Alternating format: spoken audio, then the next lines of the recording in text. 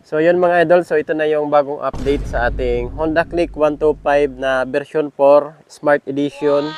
So ito po yung kulay niya, itong dark gray. Ayan po. Wow. So may mga nadagdag na rin tayo. Ayan. So unang-una dyan itong crash guard ko mga idol. And ako lang din nagkabit niyan pero sa online shop din nabili.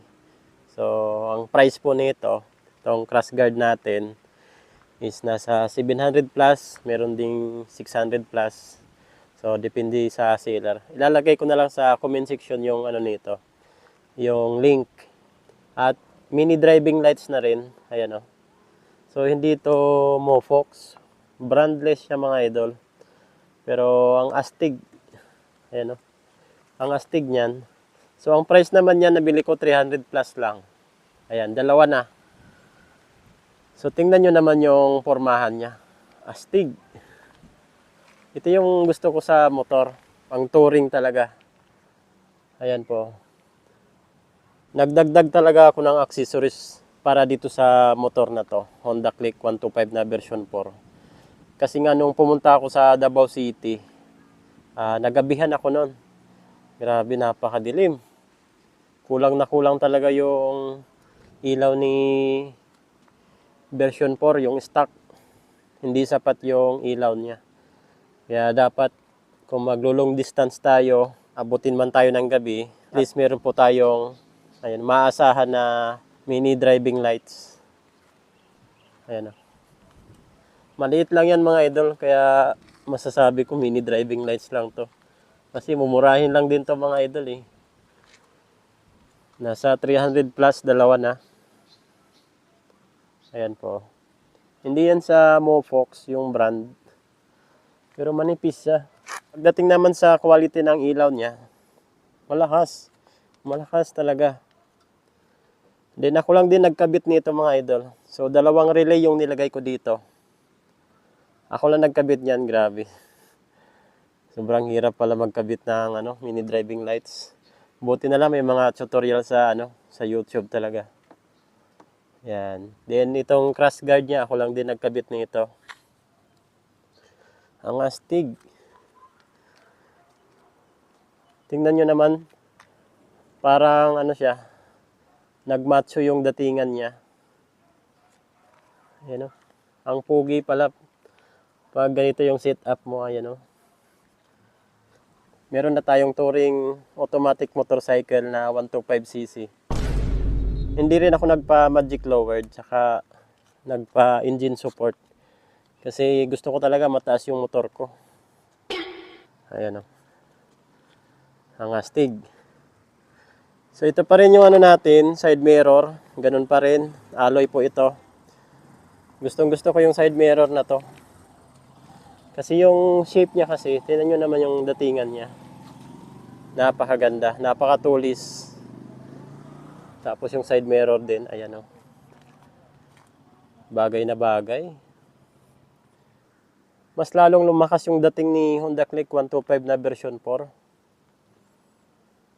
Kapag meron palang ganito. Ang angas kasi ng design. Tingnan nyo naman. Parang mamahalin. Ayan. Hindi pa rin ako nagpa nitong flat seat. Pero ayaw ko talaga mag flat seat kapag long distance. Sakit sa puwet. Ito, napaka-useful po nito. Ayan. Bili kayo nito mga idol. Itong floor matting. Ito rin. Alloy po ito. Ayan. Ganda talaga yung side mirror ko. Napaka-clear. Usong-uso to ngayon eh. Siyempre hindi mawawala dyan yung tire hugger natin mga idol. Wala pang 100 pesos. Ang astig oh. Saka hindi ako nag-order ng mga carbon body. Hindi bagay kasi sa ating motor. Ganitong pormahan lang. Okay na. Talagang sobrang na-appreciate ko yung bagong mukha ni version 4. Astig. Para ka lang naka-EDV ah. Ayan o. Pero ang gumagamit nito araw-araw si Mrs. talaga. Kasi basta sa DepEd, na-assign ka sa medyo malayo. Pero tingnan nyo naman yung gas consumption nito. Pag ako yung gumagamit, malakas sa gas. Nasa 48. Kapag ako yung nagdadrive sa motor na to, yan yung gas consumption niya. Pero kapag si Mrs. yung nagdadala nitong motor, nasa 50. Yun kasi, ano kasi sa magdala ng motor, mabagal. So yun, ako kasi, kaskasero minsan, malakas pumiga. Ayan, 47.9 km per liters. Sa looks, dami talaga napapatingin. Basta naka Honda Click version 4 ka. Ayan o. Yung shape niya kasi patulis, tapos napaka-compact niya. Then kapag nag-drive ka dito, kahit hindi ka masyadong matangkad, hindi halata. Ayan o. Press na press pa rin yan kasi alaga. Wala pang gas-gas yan mga idol. Maganda rin itong nabili kong smart key cover. Ayan o. Para ka lang naka 4 wheels. Ayos na ayos o. Napaka-elegante. Wow. Alarm natin mga idol. Yan. Naka-alarm na yan. Napakaganda talaga kapag naka-smart key po kayo. Napaka-safe ng motor nyo. Madali lang gamitin. Napaka-convenient. Lagay mo lang sa bulsa mo. Pindutin mo na. Kung hindi mong ilock. O yan, nag-alarm. Kaya okay, dagdag safety features yan. Yan. Ayan lang natin. Yun. Kasi on natin para mawala yung alarm. Ganun lang naman pag gusto mong mawala yung alarm. Tapos off natin. Ganun na.